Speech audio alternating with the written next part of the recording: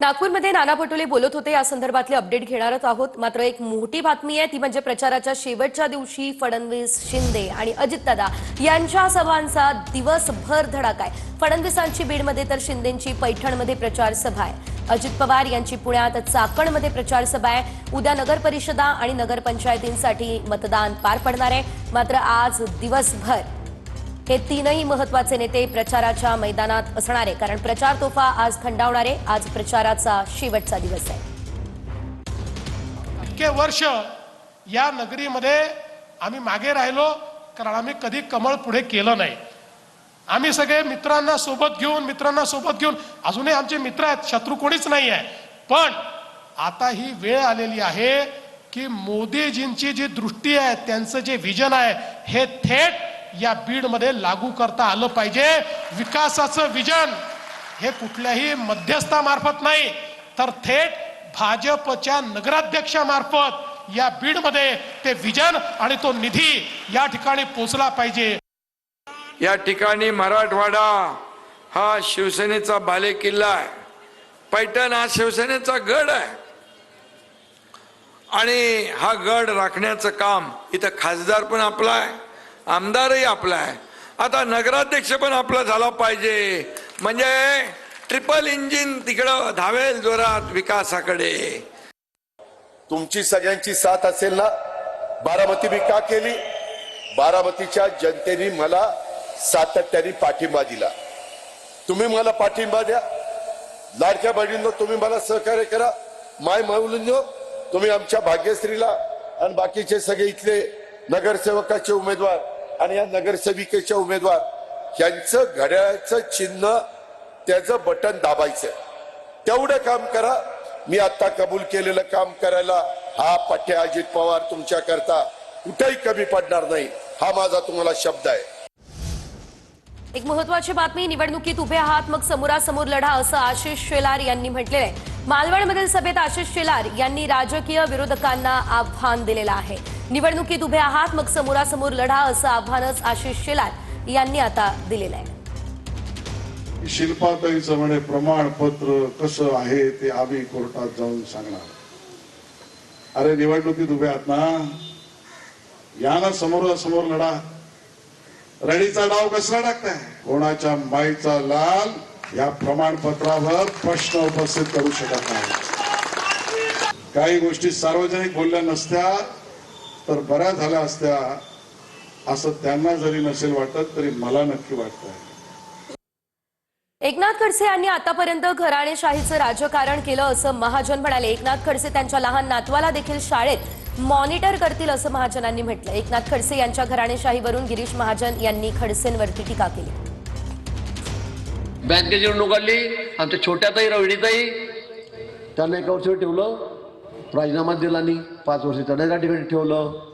आता पुन्हा आमच्या रोहिणीताई उभ्या राहिल्या, दुसऱ्यांदा पुन्हा रोहिणीताई उभ्या राहिल्या, म्हणजे घरातलं एक बी सर सुटलं नाही। आता ते त्याच्यात लिहून आलं तसं जोक की आपला नातू 4 वर्षाचा, त्याला मॉनिटर करून टाका शाळेत।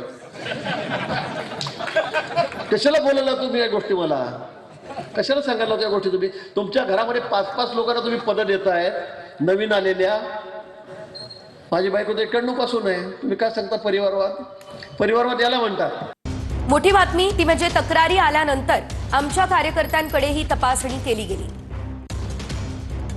सांगोल्यामध्ये शहाजी बापू, शेकाप आणि भाजपच्या कार्यालयामध्ये एलसीबी पथकानं पाहणी केलेली आहे। कुणी सत्तेत आहे किंवा बाहेर आहे यावरून धाड ठरत नाही, असं फडणवीस म्हणाले।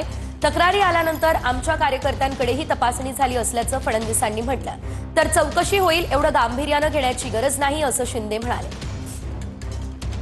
आहे मला याची कल्पना नाही, पण कोणी सत्तेत आहे किंवा सत्ते बाहेर आहे याच्यावर रेट ठरत नसते। समजा एखादी तक्रार आली, आमचे काही कार्यकर्त्यांच्या संदर्भात तक्रार आली, तर त्याही ठिकाणी चौकशी करता गेले। इव्हन अनेक वेळा माझी देखील गाडी तपासली जाते। त्याच्यामुळे याच्यामध्ये काही सत्ता विरोधक वगैरे असल्या कुठल्या गोष्टी नसतात। नगरपालिका निवडणुकीच्या शहाजी बापूंच्याकडे जी काल या ठिकाणी धाड झाली, खरं तर हे अपेक्षित होतं का? आणि तुम्हाला या सगळ्याबद्दलची काय भूमिका आहे? ती काय चौकशी होईल आणि त्याच्यामध्ये काय एवढं सिरियसली घेण्यासारखं नाहीये। शिंदेंची शिवसेना जी आहे ते म्हणतात, मुळात शिंदेंची शिवसेना म्हणायला मी तयारच नाही पहिल्यापासून. आणि शिंदे सेनेचा कोथळा हे अमित शहाच काढणार आहे. ते माझं वाक्य तुम्ही लिहून ठेवा. शिंदे सेनेचा कोथळा हे दिल्लीचे शहा काढणार आहेत. त्यांची जी काय परंपरा आहे कामाची, त्याने आमचा कोथळा काढण्याचा प्रयत्न केला, पण आम्ही त्यातून बाहेर पडलो. पण त्यांच्या स्वभावानुसार आणि त्यांच्या कार्यपद्धतीनुसार शिंदे सेनेचा कोथळा हा दिल्लीतूनच काढला जाईल. शहाजी बापूंनी 2 दिवसापूर्वी जे काही स्टेटमेंट दिलं त्यानंतर झालेली कारवाई यावर शंका घेण्यासारखं निश्चित आहे. याबद्दलचं गांभीर्य समजून एकनाथ शिंदे साहेबांनी त्याची दखल घेतलेली आहे. निश्चित ते वरिष्ठ पातळीवर यावर बोलले असतील, परंतु झालेली तातडीची कारवाई मला वाटतं ती योग्य नव्हती. महत्वाची बातमी समोर येते. राणा पाटील हे दत्तक दिलेले पाटील आहेत. खासदार ओमराजे निंबाळकरांनी ही टीका केली. माझ्या आजोबांमुळे राणा पाटलांच्या आजोबाला पाटीलकी मिळाली असंही ओमराजे निंबाळकर म्हणाले. मी किती गावचा? 12 गावचा आणि 13चा पाटील आहे. अरे तू दत्तक दिलेला पाटील आहे, तुम्हाला माहित नसेल तर सांगतो. ती दत्तक पाटील आहे. आमच्या राजे निंबाळकर कुटुंबाचं अर्धी इस्टेट आमचे पंजोबा भूपालराव राजे निंबाळकर हैदराबादला त्या ठिकाणी कोर्ट होतं त्यावेळेस, त्या कोर्टाच्या तारखा करून ह्याला तिथं बसवलंय बाजीराव पाटलाला, ह्याच्या आज्याला. हा, तेव्हा ती पाटीलकी मिळाली म्हणाव तुला. आणि त्यासाठी आमचे पैसे खर्च केलेत राजे निंबाळकर कुटुंबाचे. नागपूरमध्ये सकाळपासून चंद्रशेखर बावनकुळे यांच्या बैठकांचं सत्र सुरू आहे. महादुला भाजप उमेदवार हेमलता सावजे यांच्या प्रचारासाठी बावनकुळे यांची बैठक होती आहे. मौदा, कामठी आणि येरखेडा या ठिकाणी बावनकुळेंची सभा आहे.